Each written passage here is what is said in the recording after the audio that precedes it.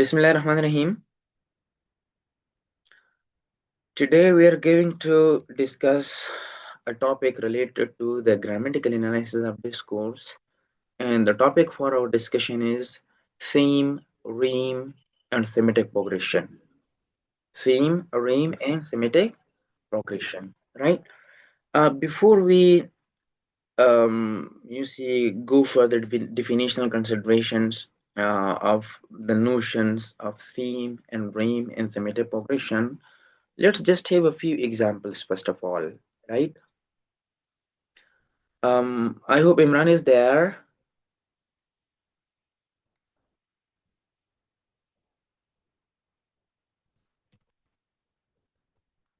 Good.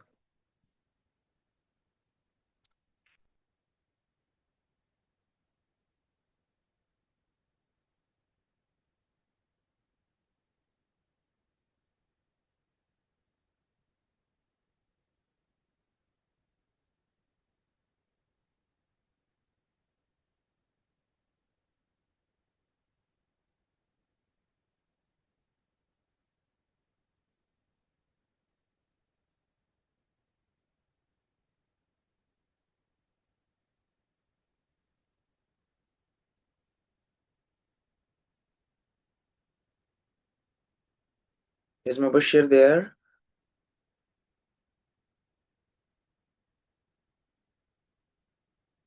Alright.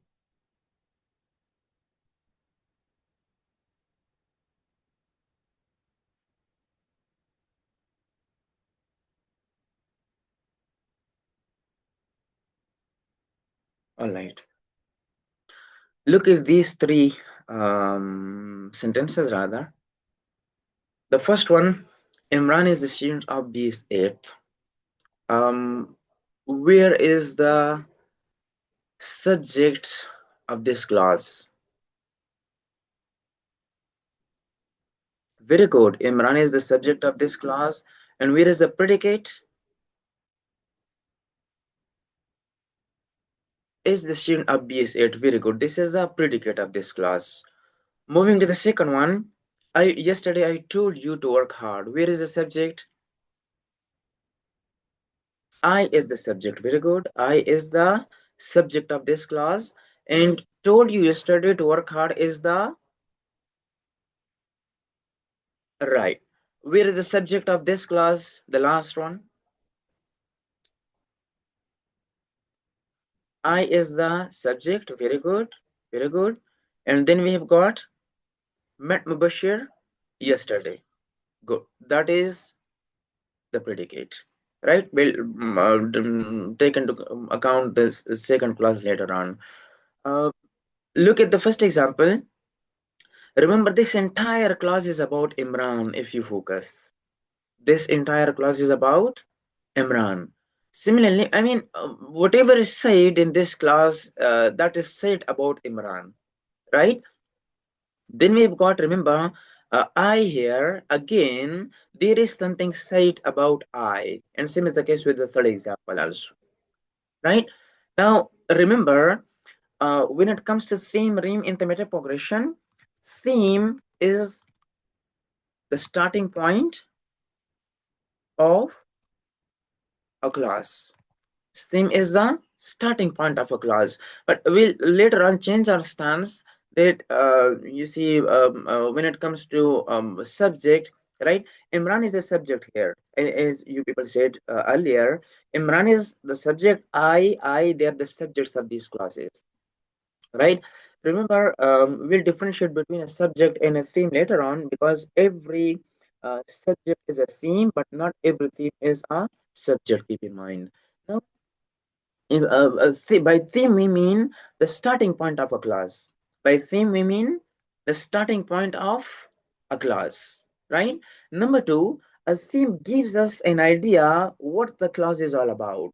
As I exemplified there, right? This the first class, Imran is a student of BS8. This entire class is about Imran.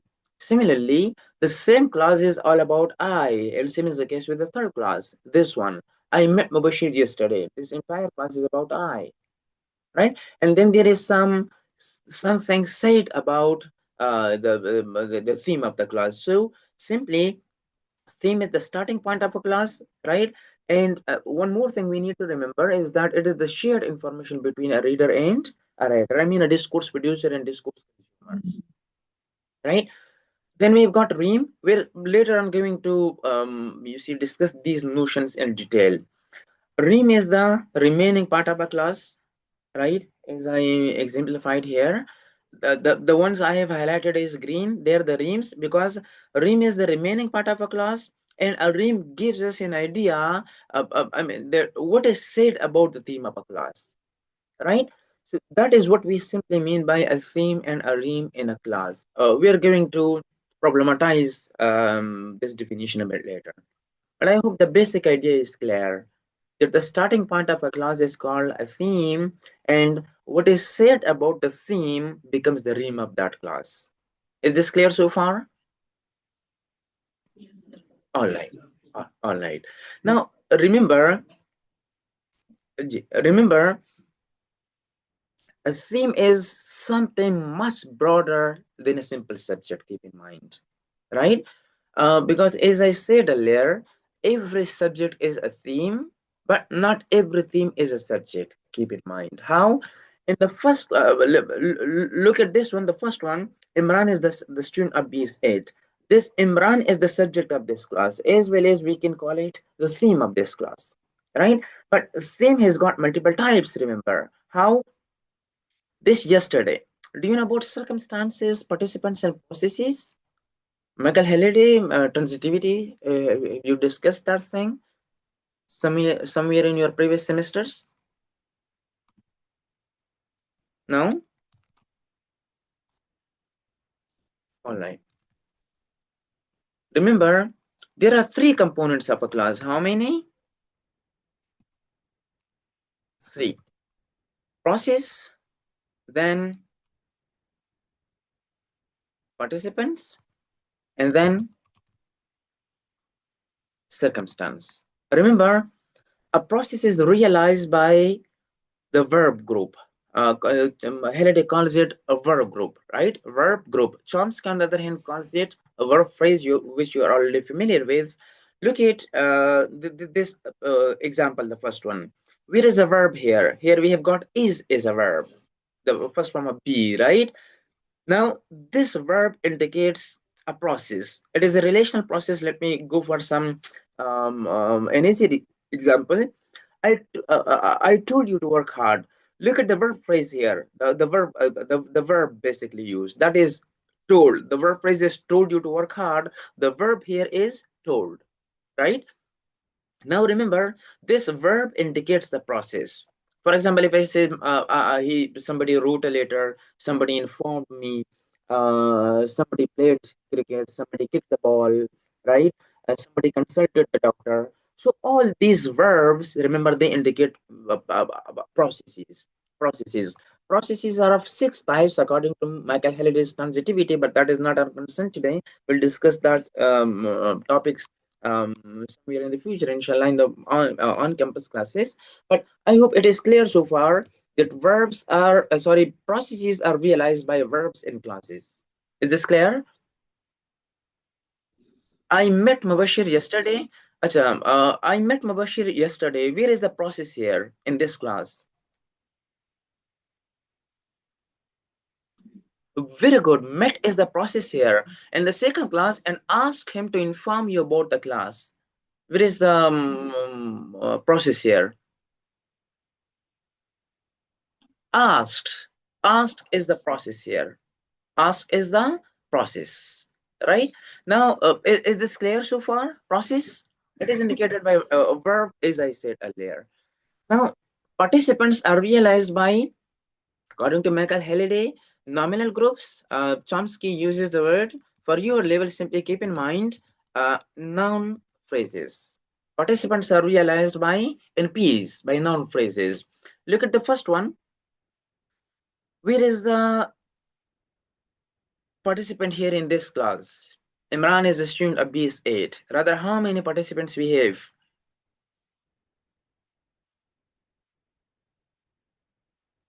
We've got one, which is Imran.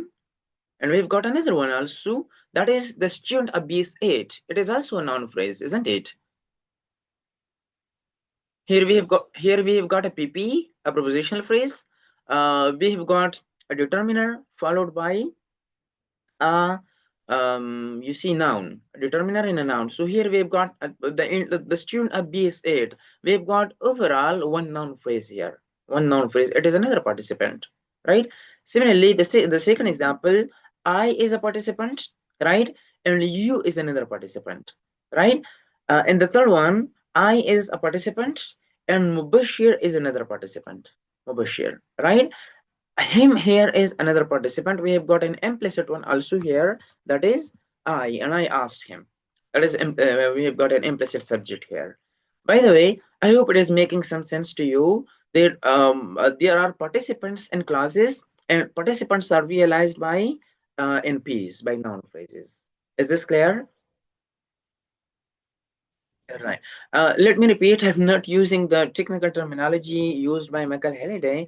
He uses the terms groups, nominal group and prepositional group, or adverbial group, or verbal group. I'm using very simple terminology so that you may understand this topic. We'll discuss that somewhere else in the future, as I said earlier.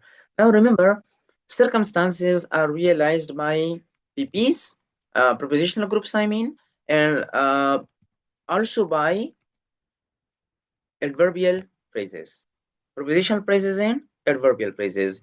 And circumstances, maybe there are a number of circumstances which Michael Halliday talks about. For example, circumstance of time. If I say yesterday, it's you see it indicates circumstance of time. Similarly, if I say in for example in 1990, it's a prepositional group, isn't it? It is a prepositional phrase. It is a preposition, right? And the whole phrase is a prepositional phrase. Or if I say I met him on Sunday, on Sunday, it is also a prepositional phrase because we have got a noun preceded by a preposition, right? So these are what I want to say is that circumstance of time that is realized by adverbial groups, adverbial phrases, and prepositional phrases. Coming to circumstance of manner, that how is something done, so that is also realized by, remember, adverbial phrases. How I did something, for example, carefully, carelessly, cautiously, uncautiously, intentionally, mistakenly, deliberately, right? All these are actually adverbial phrases, and they indicate a circumstance of manner. Then we've got circumstance of, for example, place. Where was something done? We played cricket in the ground. We discussed the topic in the class, right? In the class, in the ground, right? So these are actually circumstances of place, and they are indicated by prepositional groups. Is this making some sense to you? Prepositional groups and adverbial groups, that's what I'm emphasizing, and I'm also discussing the various types of circumstances. Is it clear so far? Asha, you need not to remember all these various types of circumstances. We'll discuss them while discussing transitivity in the future, inshallah. Here it is SFL. But just for your understanding to know what circumstance actually means, we may have circumstance of accompaniment, circumstance of we may say perspective or angle. If I, for example, say circumstance of perspective, if I say according to Chomsky, according to Chomsky, or from Chomsky's perspective. From Chomsky's perspective. So they are actually, again, they are prepositional phrases, right? Same as the case with accompaniment. Accompaniment means that who we accompany, or who are we accompanied by while doing something, while performing a process, an action. Who are we accompanied by? So if I say if I say that I went to the town with Bilal Abid, that is a prepositional phrase again, right? So we remember, a class has got three components. three components. The first one is a process, and the most important one, because a verb is the nucleus of a clause. So and that is, remember, a process is realized by verbs. Then we've got participants, which are realized by noun phrases in simple words. And we've got circumstances, which are realized either by adverbial groups of phrases or prepositional phrases. Is this point clear so far? All right. Now let's get back to our major topic, that is theme, right? In the types of theme. Remember, theme has got three types: topical theme, textual theme, and interpersonal theme. And here we will realize that a theme is something much broader than a simple subject. Remember, right? How? Remember, the first type of theme is what we call topical theme, and it is that type of theme which identifies participants and circumstance of a class. Participants and circumstance. How? Look at the first class I have mentioned here. Imran is a student of BS8. Here we have got the participant Imran. Remember, as I said earlier, the way I defined theme was that, remember, theme is the starting point of a clause. In other words, we may say that whatever comes before the verb of a clause is actually the theme of a clause. And where the verb starts, the theme starts from there. I mean, the predicate of a clause is simply the rheme of a clause. The predicate of a clause is simply called the rheme of a clause. Good.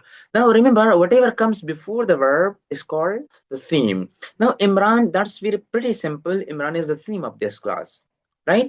If you look at the second one, this one is, I hope that it will confuse you, and when you become confused, only then you will understand what it actually means by what we actually mean by topical theme and textual theme, interpersonal, the various types of theme, and you will understand the argument that a theme is something much broader as compared to a simple subject. Now, remember, if we look at this class, it has got two themes, because if you look at the verb, the elements or items before the verb, so there are actually two items before the verb, right? The first one is yesterday, right? It is placed before the verb, and I also precedes the verb. Remember, the verb here is told, where the predicate starts. So we have got two components here, two elements here, or two items here before the verb.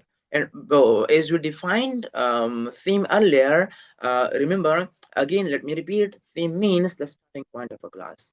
Now here we have got two items and before the class, and both of them represent, we may say, or both of them are actually examples of topical theme. How? The way we defined topical theme earlier. Remember, topical theme identifies number one participants. Number one participants. In this example, I indicates this noun phrase indicates participant, right? The doer of this action. But then there is yesterday also, which is actually an indication of you see circumstance of time, circumstance of time, right? Look at the second example. uh, Again, I met Mubashir yesterday. What we have got before the verb is I, which is a noun phrase, and it means it is a topical theme because it indicates circumstance. Sorry, participant, the doer of this action, right? And then we've got another clause, which is, and ask him to inform you about the class, right?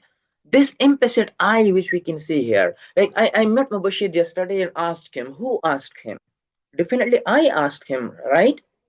We've got an implicit subject here. So we have got an implicit theme, right? The theme of this clause 2, topical theme, I mean, that is I. What about this end? What about this end? This conjunction? What is it? Any logical key? It is a conjunction. Very good. Now, this end is also called a theme, but what type of theme? Textual theme. It is called textual theme. And the examples of textual theme are the various conjunctions used. The various conjunctions used, right? Then we've got interperson theme, which is used for a number of purposes. For example, it may be used for, you see, we may say to indicate the role in the relationship between participants, what type of relationship they have got, either formal or informal. Like if I say, for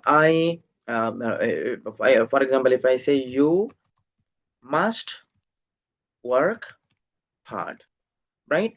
You can a student or a person with a subordinate social status or role use such type of language? While this is what we have had a detailed discussion on in the previous classes, right? Role in relationship between participants and power relations and conversation. Now, the must. Before the verb here, the verb is work, right? And work hard is actually the Rheme of the class. It is the Rheme of the class. But before the Rheme, we have got two themes here. We've got two themes. Number one, you. Number two, must. Because let me repeat, whatever comes before the verb is called the theme of that class. So we have got again two themes here. The first one is you, and that is pretty clear that it indicates a participant here. But what about this must? This must, remember, it is also a theme, and this theme indicates the role in relationship between participants. Similarly, that's why it is called interpersonal theme, interpersonal, between persons, a role in relationship between participants.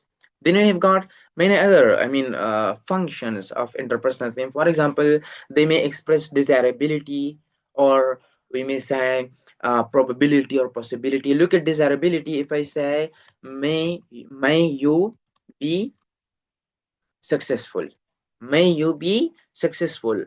Here we have got be successful. Be is the be form of the verb be, right? The actual form of the verb be. So since the verb, the we may say here we have got the verb be, so the Rheme starts here. The Rheme is be successful. You is the theme of this class. You is the theme of this class, right? Be successful is the Rheme of the class. What about may?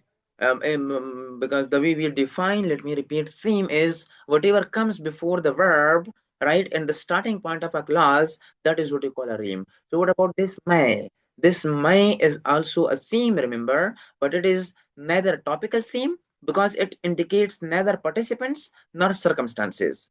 Remember, and nor even it is a textual theme to connect two classes together, right? It is rather interpersonal theme because it indicates desirability. This is what I desire for you people to be successful in your future, right?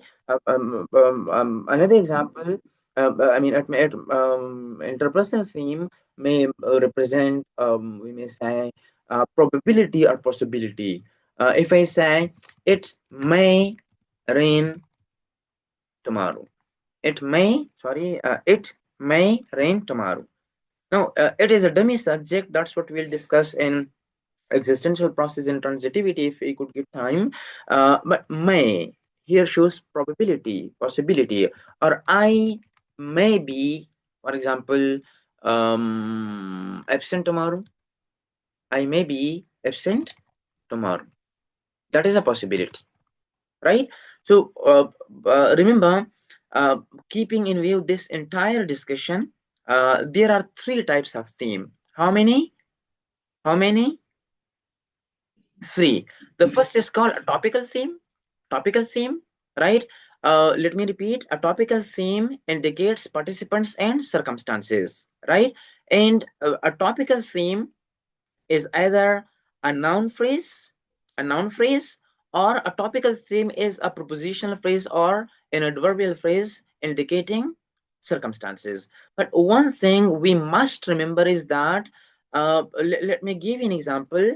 I met Mubashir. I met Mubashir yesterday. Here, remember, we've got a participant I because before the verb we have got only one item, only one element, and the remaining part of the clause is a Rheme. Yesterday itself is part of the Rheme, right? But if yesterday uh, occurs before the verb, right?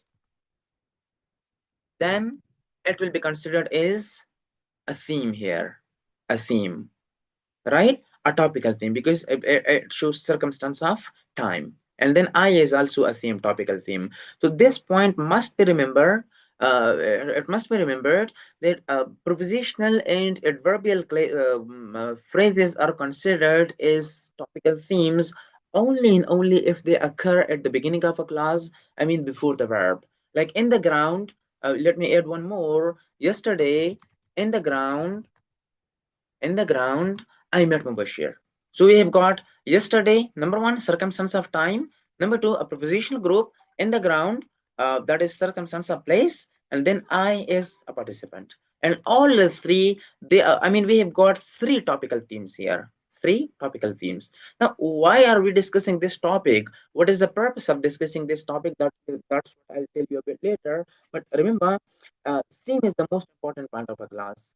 Uh, um, if we need not to emphasize yesterday, we simply we focus on the action more. We may simply say, I met Mubashir yesterday. But if we want to emphasize, to foreground something yesterday, if you want to foreground yesterday, if you want to foreground the place where something took place, right? Then we uh, bring such items to the position of theme, remember, and that's what newspaper editorial writers do.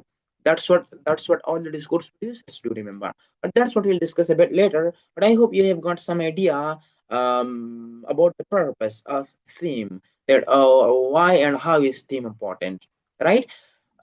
Anyways, coming back to my point, topical theme. Then we've got textual theme. Simply, textual theme is a conjunction which takes place at the beginning of a class. And as you can see it here, and right? If I say a number of participants were having connectivity issue, however, they could manage to take the class online today. This, however, right? It is a participant, sorry, it is interpersonal theme. It is interpersonal theme because it connects both the clauses together, right? So, sorry, not interpersonal, really sorry, textual theme, textual theme. So textual themes are simply conjunctions in very simple words. Conjunction, not necessarily because we have got meta discourse markers also. Let's suppose in addition to this, similarly, right? So all these are actually, I mean, linking devices. These linking devices are actually textual themes. And then we have got interpersonal theme, as I said earlier. They show desirability, probability, possibility. They show the root in relationship between participants, right? And last point to note here regarding a theme is that a theme is something which we may say occurs at the beginning of a class and necessarily before the verb in a class, before the verb in a class. So that is what we simply mean by theme. And remember, including the verb, whatever comes next, right? That is what we call simply the rheme of a class. Is this clear? All right, all right. We're going to problematize it because the most important thing here is thematic progression. That's what we'll move to a bit later, rather right now, right? So far it is clear. Do you have any question?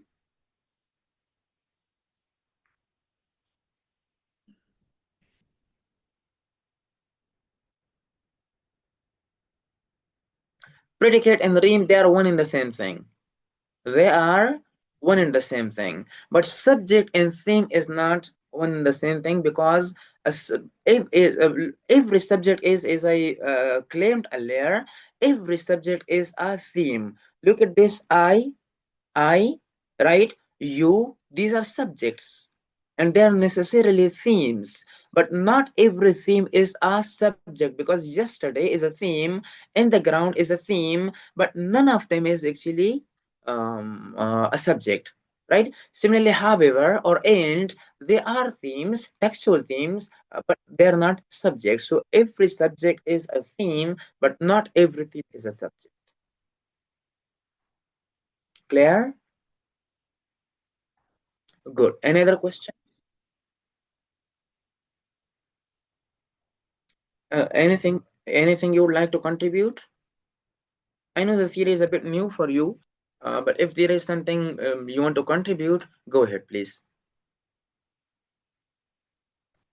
Nothing so far? All right, all right. Let's move ahead. We've got thematic progression. Thematic progression.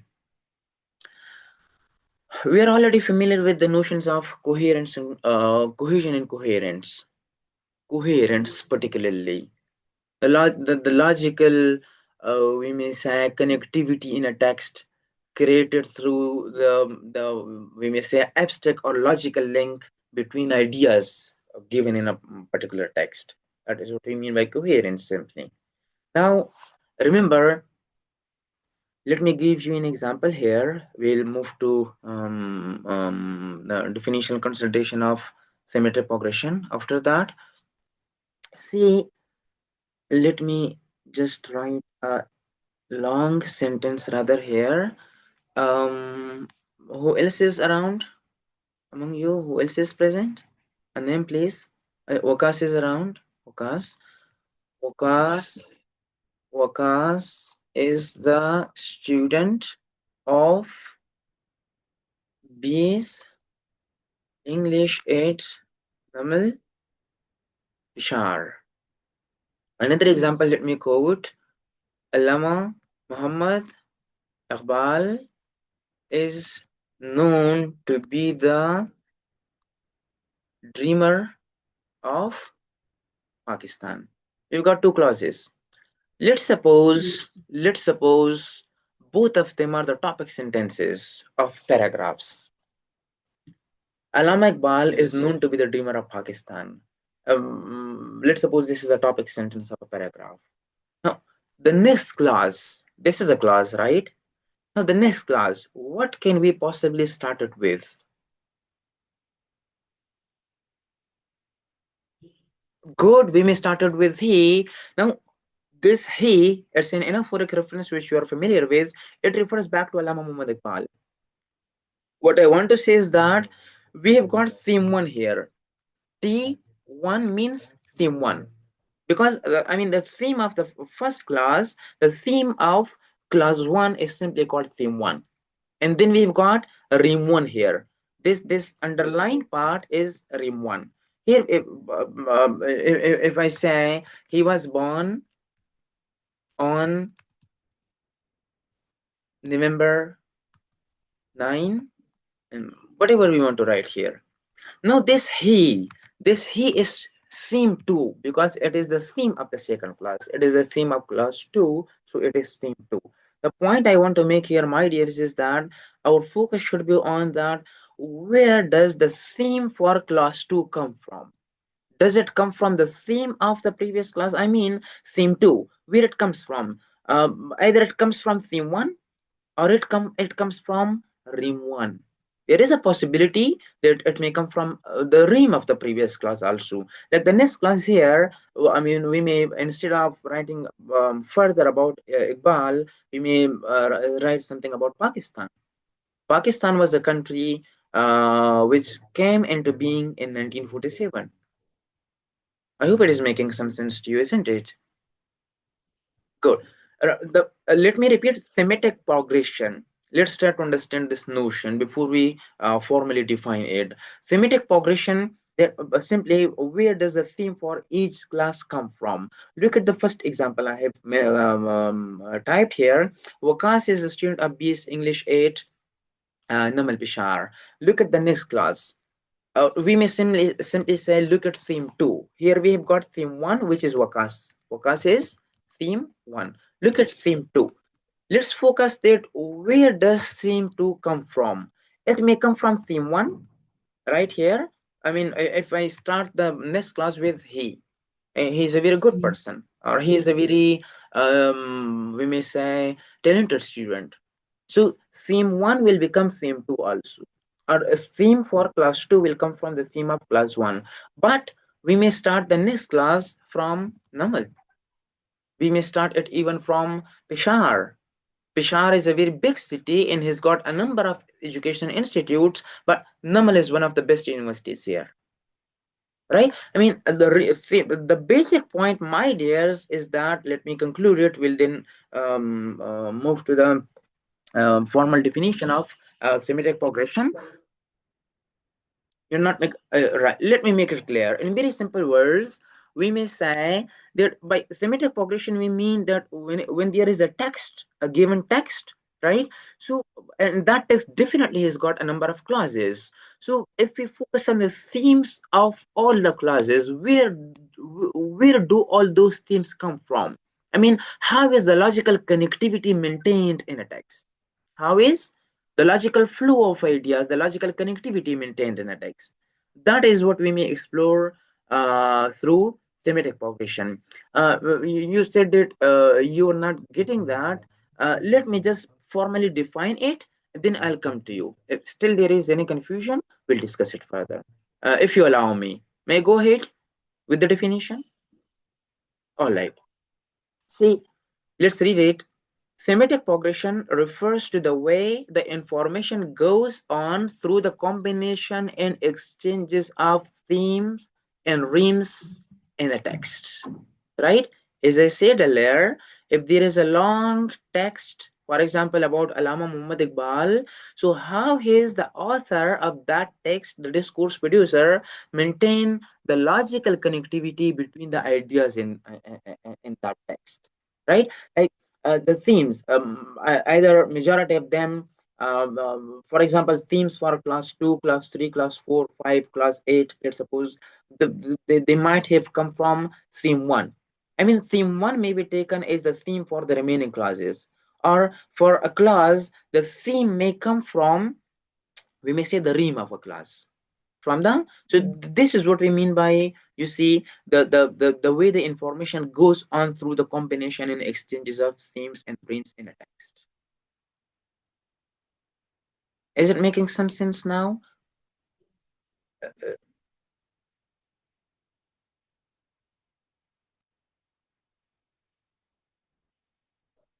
Exactly, exactly. But yeah, but it has more to do with, you see, the connectivity in a text, unity, uniformity, harmony in a text, logical harmony, textual harmony, and logical harmony.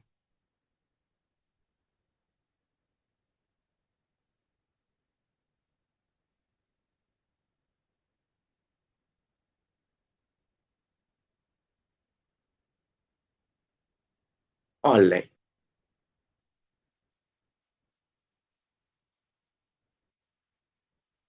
All right, all right.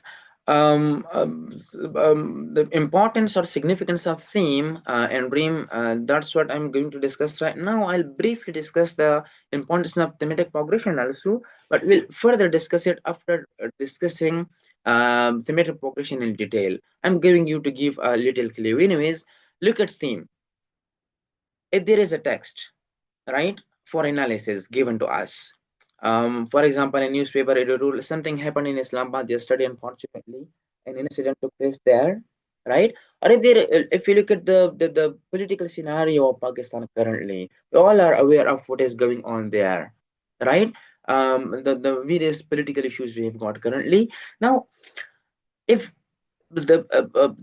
if we analyze the text, a given text, let's suppose an essay, a newspaper editorial, a blog, or a Facebook post, a tweet, or any other such, you see, a given piece of language. Now, if we focus on the, as I told you earlier, this example, that here, where is that example? Right here. Here in this example, the author, for example, this is what we're analyzing. So the author wants to foreground yesterday. The author wants to emphasize yesterday as well as in the ground, right? In the same way, if there is a given piece of language for analysis, and we analyze that language, we come to now we explore all the themes used there.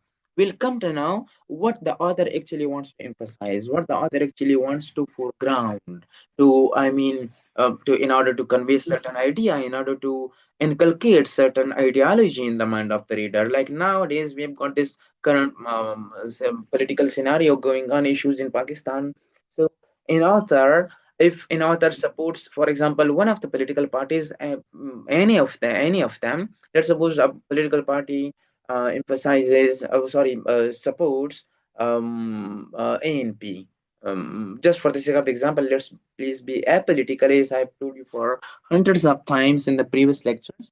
But a discourse producer wants to support and propagate the ideology of ANP, right? What will the author do?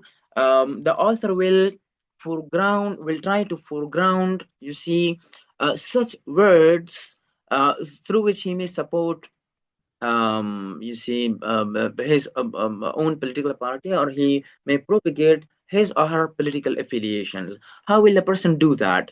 The person will uh, bring to the position of themes, right? Those words, those nouns, and we may say prepositional phrases and adverbial phrases, which are in support of this particular political party, and the author will try to background, to take to the position of Rheme, right? Those ideas and those points which may go against his or her political affiliation, right? So if we analyze an entire text that way, we'll definitely have a practical, you see, activity in the class, in the coming in-person, on-campus class, in-person class, so that we may come to know about this fact and this point. We'll analyze the discourse, a newspaper editorial. But I hope it is making some sense now that the what an author foregrounds, right? The what an author wants to foreground, the author brings particular verbs and sorry, nouns and prepositions and adverbs to the position of themes, I mean to the beginning of classes, so that he or she may propagate that particular ideology, and to inculcate that ideology into the mind of the reader, and to convince the reader to for I hope you have already studied for grounding in stylistics, in style, right? This theory is used, remember, in both in discourse studies as well as in stylistics. Coming back to the point, not to divert, foregrounding, right? So this is the importance of discussing theme and rhyme. Before we move to the importance of thematic progression, let me ask, is it clear? Good, good. Pretty clear to all of you? Acha, may I ask the good name, please? Bilal Abid. The only guy who makes me discuss things in detail, and that's what I always appreciate him for. Bilal, are you with me? Right, good, good. Um, let me not ask about your political affiliation because we need to be apolitical. Right. Let me think of a scenario. Let me think of a scenario. All right. AI tools. You're familiar with. You must be. ChatGPT. For let's suppose if I say, if I want you people to write an essay on the merits and demerits, or I mean, AI tools, using AI tools for academic purposes. Is it good or bad? If I ask you to support one of the two stances, right? And for example, you want to support the stance that AI tools are very good for academic writing, and they must be used. They should be used. Now, what will you do? You will bring to force, you will try to foreground, to bring to force, to put emphasis on, right?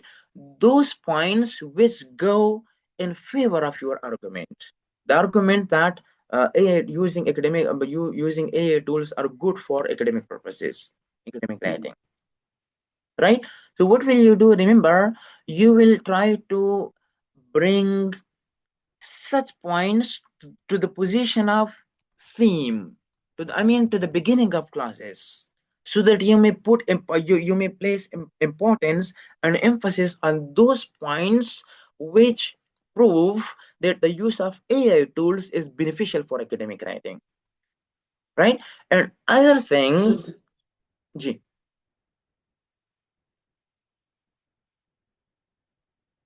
Right.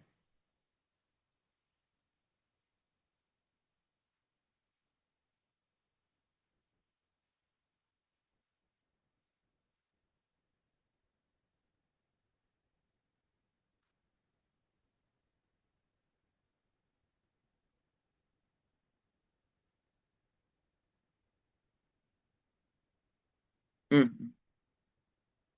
Mm-hmm.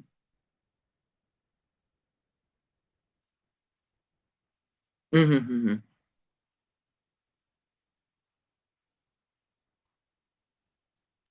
Right. Right. Right. Right. Now, Bilal, this but, remember, every text, remember, language is never neutral. It is always loaded with some sort of ideology, either political or cultural or racial or any sort of ideology. That's what we have previously discussed also in the previous lectures. I mean, remember, if you put a but here, right? I mean, you bring it to the position of theme, and then you add another theme, a topical theme here. This but shows that Bilal is emphasizing something which is against whatever he said previously in the favor of that particular political party. And what comes next, this but indicates that what comes next is something against that particular political party. And this but also indicates your political affiliation here, that you do not truly support that particular political party which you have previously talked about, right? That's what discourse producers do nowadays. If you look at the Pakistani political scenario on television, you may hear in tweets, on Facebook posts, on multiple forums, you may hear people, you may read them. In order to criticize a particular politician, any of them, they first of all try to write a kind of good point about that politician, and then they put however or but, and then they start talking about the negative aspects of the ideology of that particular politician, right? So this is what this but, that's what I'm talking about. That this but here indicates Abid's ideology regarding that particular party, that he is not purely in favor of that party, rather he's got a number of arguments against them. Clear?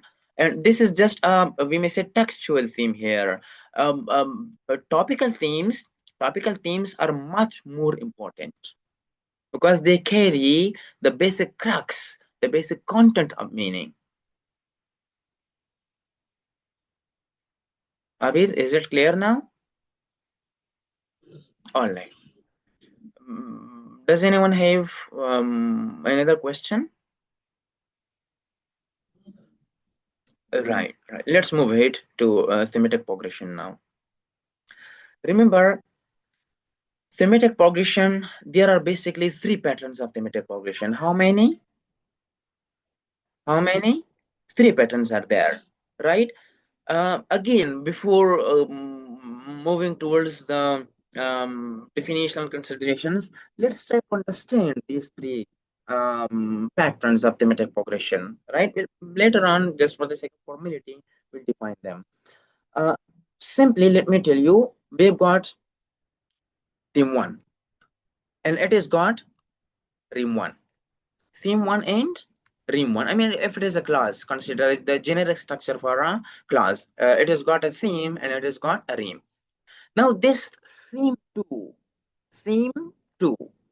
where does this theme two come from? Does it come from the theme of the previous class, or it comes from the Rheme of the previous class? That's the question. And it leads us to the three types of thematic progression, right? How? If I take the example of Alama Muhammad Iqbal, we discussed earlier. मुझे में time we are falling short of time. The topic is a bit long. मैं 1.5 speed पे तो नहीं बोल रहा ना, आपको मेरी बातों की समझ आ रही है?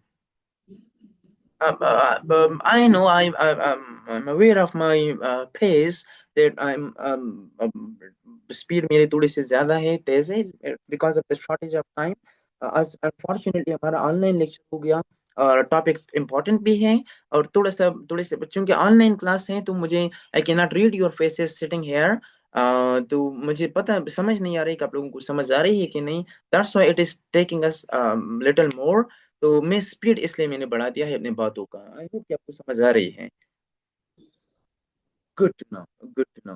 अब देखिए, Bilal Abid asked me a question, and yeah, chale, let me all right. Bilal Abid asked me a question, and he said whatever is there. We've got two clauses. Two clauses. Let me write another example. If I say um,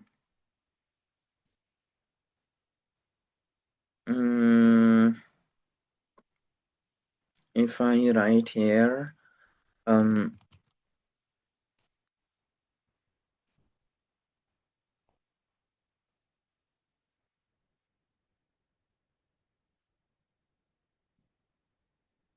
all right. Number three, who is, I should exemplify, anyone around? Was I सुई हुकुम को जगाने के का तो एक तरीका होता है ना, क्लासेस में होते तो एग्जांपल्स तो बोर्ड पे लेके जाते, but do you have any daughter around? Daughters में से कोई है? Good name please, because I can not see the name. Malaika. Malaika. Malaika और अक्षय, चलिए let me just write Malaika. Malaika is the student of BS English Literature and Linguistics at Naval Bishar. We've got three classes here. Number one, Bilal asked me a question and he said, right? Number two, I'm highly interested in linguistics. Number three, Malaika. This example, I mean. Look at the first one. Bilal Abid asked me a question and he said, if we look at this example, theme 1, Bilal Abid. Now look at theme 2. Theme 2, he. This theme, where has it come from? Has it come from the theme of the previous class or from the Rheme of the previous class?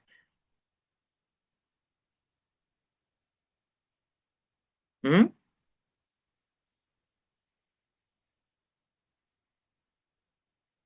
Am I audible?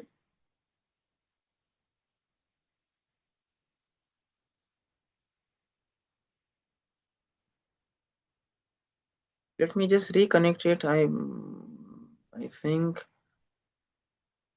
the time is over. Yeah, Zoom का Google Meet तो 1 hour allow करता है ना. Let me create another link.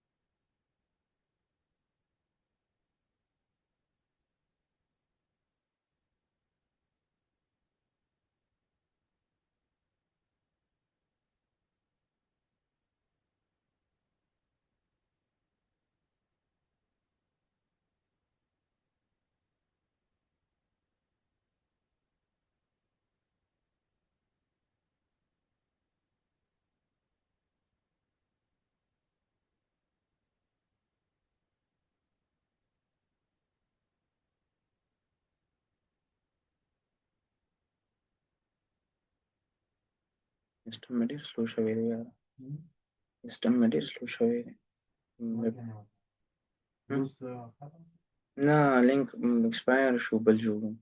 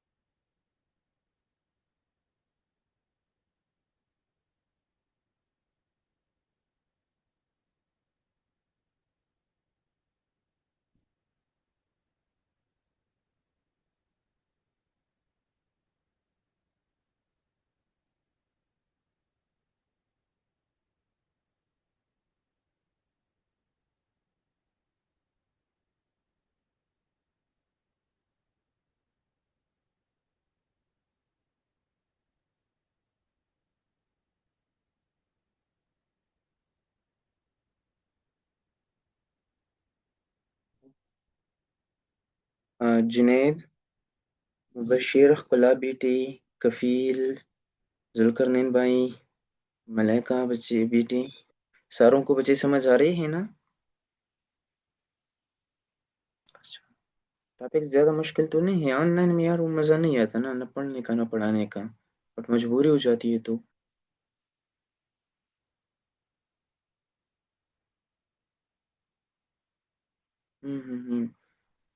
معلوم بدماغ ستړي کړو نو عالمو خبره وکړه. Online.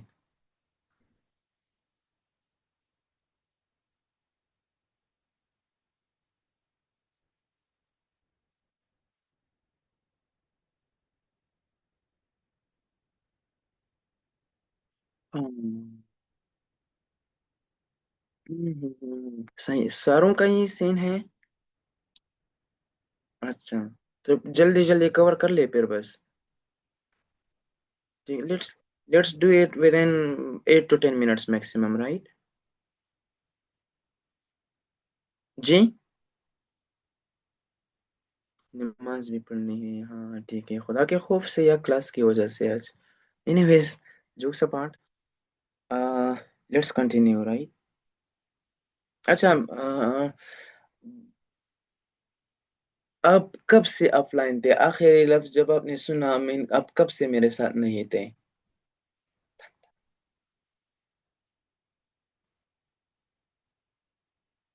جی، ملائکہ، اچھا fine, ٹھیک ہے.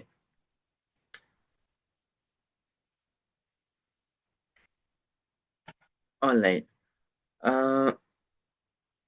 سوری. جی، welcome back. The last point we discussed was Malaika, as you said. ٹھیک، اور باقی لوگ آ گئے کہ ابھی تک نہیں ہے؟ آ گئے؟ On line, on line. Simply focus on these 3 points, right? We'll then define these 3 types of or patterns of the meta progression, and we'll call it a day then, right? Look at this example. Malaika is the student of BS English Literature and Linguistics at Namal Bishar. Now, this is, for example, class 1. This is class 1. And we've got theme 1. Malaika is theme 1. Malaika is theme 1. Now look at class 2. Where does the theme for class 2 come from? If I say, there is some noise out there, if that particular person could turn off their microphone. Who is that? So that I may turn their mic off. चले, fine, good, thank you. All right, देखिए, Malaika is the theme of class 1. It means Malaika is theme 1, right? Look at class 2. If I say she is interested more in literature than she is in linguistics, for example. Um, she, right? This is class 2, and the theme of class 2 is simply called theme 2. Theme 2, right? What if I add another class and I say, for example, um, since her very childhood, this is actually a circumstance, right? Since her very childhood, uh, she has been interested in folk lores, for example, right? Now see, here is theme 3. Theme 3. मैं indicate कर लूँ, then I'm going to discuss it. Let me highlight the themes here now. Theme 1, theme. Oh, screen is not shared. I'm so sorry. Session दोबारा join किया नहीं तो I forgot to share the screen. Let me do it right now. I hope it is. Is it visible now? Still not visible? It's fine now. Good. Good. देखिए, we've got 3 themes in this short text. We've got 3 themes because there are 3 clauses, na? So there are 3 themes indeed. Malaika, this is theme 1, the theme of clause 1, I mean. Then she, the theme of clause 2, and then again she, the theme of clause 3, right? But if you look at all these themes, don't you think the theme is constant, quote unquote, constant? The theme is constant in all these clauses, isn't it? We've got a constant theme, right? Because uh, constantly repeated. I mean, the theme is constant, theme is the same, in other words, in all these 3 clauses. Possibility number 2. Possibility number 2. If I say, if I write Malaka is the student of BS English, literature and linguistics at Namal Peshawar, and then I write 2 to 3 clauses on Namal Peshawar. Namal Peshawar, for example, is the sub-campus of the National University of Modern Languages located in Islamabad. Then it is specifically located on Jamrud Road. It has got 3 departments, for example, 3 departments. I may add many other classes here. Now look at theme. We've got theme 1. Let's for the time being, let's just avoid, how should I do that? um, let's just avoid, let me cross them out, these 2 clauses. Let's avoid them. Look at the one, Malaka is the student of BS English Literature and Linguistics at Namal Peshawar. Then Namal Peshawar is the sub-campus of the Namal Islamabad, so on and so forth. Then it see this Namal Peshawar, it again, it refers back to Namal Peshawar, again Peshawar.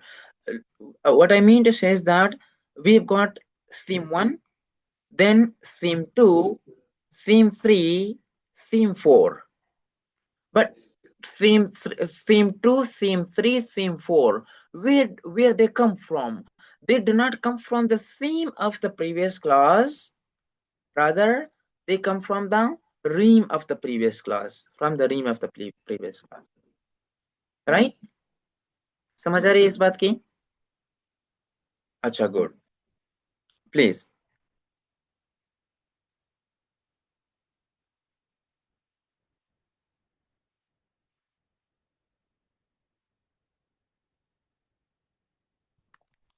Give me a minute, please.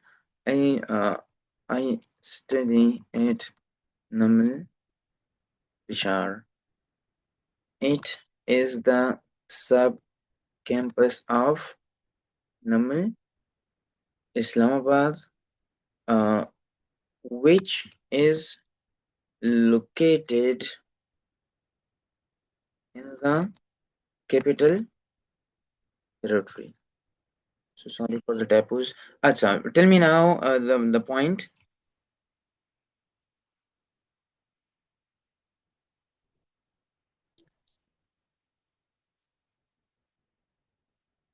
Mm-hmm.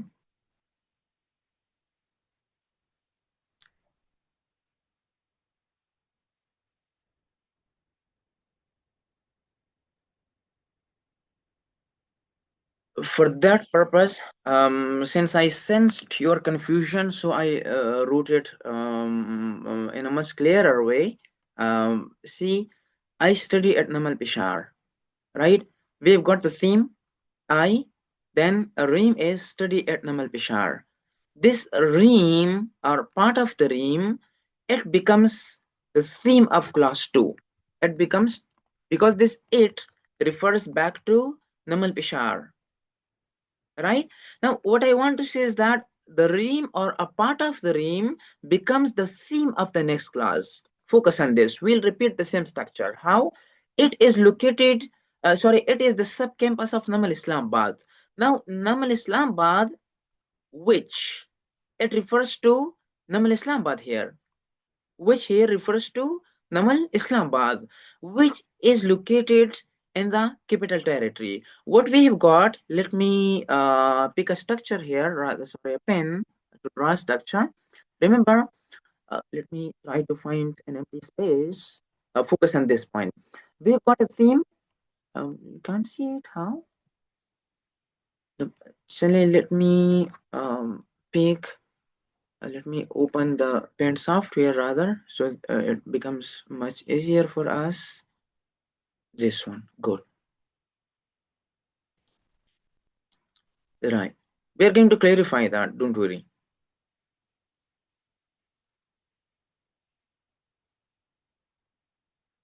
All right, now focus on this screen and the structure I'm going to draw. I is the theme, study at Namal Pishar. Okay, I hope it's making some sense. It is a theme, theme 1, and here we have got a Rheme 1, right? Now, Namal Pishar, this Namal Pishar will become the theme of the coming class, right? It, this is theme 2, theme 2, right? It is the sub-campus of Namal Islamabad. Here we have got, for example, Namal Islamabad, and then we have got which. The next class starts with which is actually theme 3. But this which actually comes from the Rheme of the previous class. Now we've got this pattern in simple words. This pattern. Can you see it? That's what we call the zigzag pattern. The zigzag, because the theme of a class becomes, I mean, a theme has got a class has got a theme in a Rheme. The Rheme of class 1 becomes the theme of class 2. And then the Rheme of class 2 becomes the theme of class 3. And this is how it goes on and on and on and on and on. Did you get this structure? Opposite to the constant structure? Two structures we discussed so far. Pehle mein to constant tha na, the theme was constant, and this structure we've got the zigzag theme in simple words. Zigzag in this sense, zigzag in this sense, zigzag. That's what we call zigzag pattern, right? Let me discuss the third one and then we'll formally define it and then we'll call it a day, right? The third one, we've got multiple or split thematic progression. Multiple or split thematic progression. How? Look at this example again. This one. It has got a theme and then it has got a Rheme. Look at the Rheme. Let me highlight. It is green. Look at this Rheme. And how many pieces of information can you split this Rheme? Number one, BS English. Number one, B is English. Number two, literature and linguistics. Literature and linguistics. Number three, Namal Pishar. Namal Pishar. We've got simply when the ream of a class has got multiple pieces of information, and all those pieces of information then one by one become the, you see, themes of the subsequent classes. Like I may write a few, for example, theme 2, theme 3, for example, if they come from the first piece of information given in ream 1. I mean, if I write two classes about B's English, then 3 to 4 classes or two classes, for example, theme 4, theme 5, theme 6, right? If this start with literature and linguistics, or literature, I mean, either of them or both of them together, right? So another piece of information becomes the theme of the remaining clauses. Then I may write a few clauses about Namal Pishar. What I want to say, my dears, is that this pattern simply, if we see the ream of a class has got multiple pieces of information, and those pieces are then one by one used as themes in the coming classes. Is this clear? Right. Let me briefly conclude this. We'll move to definitional considerations then. We've got three patterns. Number one, the theme is constant. And 2 to 3 classes, the theme is constant. I mean, the theme of class 1 becomes the theme of the class 2 and class 3, for example. Then the next one, we've got a theme and a ream, and the ream of a class, I mean, the ream of class 1 becomes the theme of class 2, and then the theme of class 2 becomes the, sorry, the ream of class 1 becomes the theme of class 2, and then the ream of class 2 becomes the theme of class, I mean, the ream of each class becomes the theme of the next class. And this is how it goes on in a zigzag pattern. Number three, we've got multiple or split thematic progression. I mean, the ream of a class may be split into, focus on this verb, it may be split into multiple pieces. That's why it is called split or multiple thematic progression, right? It may be split into multiple pieces of information, and then they are used as themes in the subsequent classes. Look at the definitional considerations now. We've got constant thematic progression, where the theme is the same, right? In this pattern, I don't know what happened to the pen of the color of the pencil.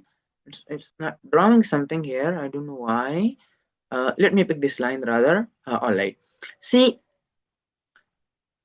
so sorry. Yeah, this one. Good. The In this pattern of thematic progression, the first theme of a text is taken up and repeated in the coming classes. If you remember in childhood, in school life, you used to write essays about Allama Iqbal, my best friend, my best teacher, my school life, and you would write a class with Allama Iqbal, and then he. This is how you would go on. Constant thematic progression. I'm Suleiman Ahmad. I live in Islamabad. I'm a student of English linguistics. I. The theme is constant. Clear? Then simple linear, which is a simple linear thematic progression, is also called the zigzag pattern. The zigzag thematic progression. In it, the ream of each class becomes the theme of the following class. As we discussed in that example earlier, look at this one. I live in Islamabad. It is the capital of Pakistan, because the ream of a class has become the theme of the next class. And the third pattern is then multiple or split, which means that the ream of a class may be split into multiple pieces of information, right? Each of which may become the theme in a number of subsequent classes, as the example we discussed earlier. Okay? Acha. If we look at this introductory paragraph, the idea of theme in ring comes from the functional linguistics. We've got class 1. If we analyze this paragraph itself, we've got here, we may say a theme. Let me try to pick the pen if I can. I don't know why is it's not working. I don't know why. I don't know why. No, there is some problem with this application. Anyways, okay, the idea of theme in Rheme. Till this point, the idea of theme in Rheme. Till this point, we have got a theme. Till this point, we have got a theme. The idea of theme and Rheme, right? चलिए मैं ये drawing वाला option ही ले लेता हूँ 9 वाला right देखिए the idea of theme in Rheme. This is the theme of the class and then comes from the functional linguistics. This is the Rheme of the class. Then starts theme 2. Then starts theme 2. Sorry, class 2. So in these elements, by these elements we actually mean theme in Rheme. It means that the theme for class 2 in this example has come from the theme of class 1, because the theme of class 1 has become the theme of class 2 also. It means that we've got a constant thematic progression, don't we? We do have. Clear here now? Right. Now, see, most classes have two parts. Most classes, this theme, it is the introduction of a completely new theme here. And it has got a Rheme, have two parts. A theme and a Rheme. This is the Rheme of this class. Have two parts, a theme and a Rheme. This is the Rheme of this class. Now, this Rheme may be split into multiple pieces of information, two pieces indeed. The first one, a theme, and then a Rheme. If we write a few clauses about theme, a theme, if we take it as the subject of the class, simply the theme of a class, right? And then a few clauses about a Rheme. This is how it will become, multiple or split the meta progression. Focus on it. I have analyzed it here in this small task, right? The idea of theme in Rheme comes from the functional linguistics. We have got theme 1, we have got Rheme 1. Then look at theme 2, where it comes from. And these elements, let's forget about the textual theme and focus on the topical theme only. These elements actually refer to theme and Rheme. So I mean, theme 1 is, you can see this downward arrow. Theme 2 has come from theme 1. We have got constant thematic progression here and contribute to the texture and text. Here we've got we may say a completely new theme here, but have two parts, a theme and a Rheme. Now this Rheme, right, has two pieces of information. Number one, a theme. Number two, a Rheme. Now a theme, this is which is the first piece of information given in Rheme 3. It is being used as theme in class 3, class 4, and class 5. How? Theme is the starting point of a class. So this the word theme has been used as a subject here, as a theme. I hope कि आपको confusion नहीं हो रही है इस चीज में, ये थीम लिखा भी है और ये बजाते खुद थीम है भी। तो थीम तो सिर्फ थीम के बजाय आप अलामा इकबाल कुछ भी लिख सकते हैं, right? Now look at theme 5. It is also come from the first piece of information given in Rheme 3. How? And what? And it. There is an implicit it here. I hope you have studied syntax, right?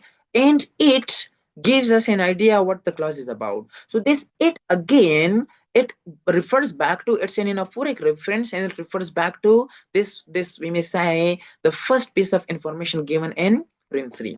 And the next class also, it is the shared information between, again you see theme for class 6 also comes from the you see first piece of information given in Rheme 3. If you look at class 7, class 8, or theme 7, theme 8, they come from the second piece of information given in Rheme 3. What I want to say, my dears, is that here we've got, and then in all these classes, right, we have got split or multiple thematic progression, because the Rheme of class 3 has got multiple, it may be split into multiple pieces of information, which have then been used is, you see, themes of the subsequent classes, a number of subsequent classes. So this is how we have got three patterns of thematic progression: constant thematic progression, simple linear thematic progression, and the you see multiple or split thematic progression. Is this clear now? Good. Good. Last point about the importance of thematic progression. If you want to explore How is an author, a discourse producer, a writer, how has he or she maintained cohesion, coherence, and the logical connectivity between the ideas in a text? That's how, I mean, that's what we may explore using the theory of thematic progression. Because इससे तो हमें clearly पता चलता है ना कि how are the ideas linked? How are they linked? How are they connected to one another? All the ideas. So we may simply say that it may give us a kind of a sense. So far, you since you are scholars of BS8, so far we have been told that coherence is something logical, and indeed it is. But we may give a kind of concrete, or we may say a very visible or explicit form to coherence also if we analyze a piece of language using thematic progression, and that's its importance. Clear here? I know, I can understand we're having an online class and the topic is a bit tricky, but I hope कि थोड़ा बहुत आपका concept clear हो गया है. Still, if you have any question, I'm here to address all the questions, please. No question at all? All right. आपने पढ़ा था पेपर के लिए खुद?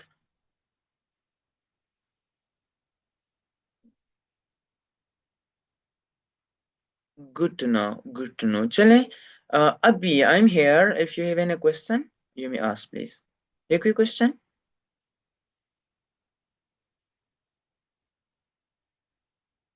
As I said, we'll discuss it in on-campus class, my dear Talha. I'm going to assign you a task also. I'm going 2 chapters. You need to study them at home, and in the coming week, inshallah, we'll have a quiz, a graded quiz, remember. Not today, because unfortunately we turned into this online mode only for today. In the coming class, inshallah, we'll have on-campus classes, so we'll definitely conduct a quiz then. All right. I'm going to assign the task in the group or on Google Classroom. Read it there, please. Right. You may leave, and those who have got questions or those who want to contribute something for discussion, they may stay with me. The rest of you, thank you so much. Stay home and stay blessed. No, sorry, somebody needs to take a screenshot also. A screenshot, please, of all the participants for the purpose of attendance. Thank for reminding it to me.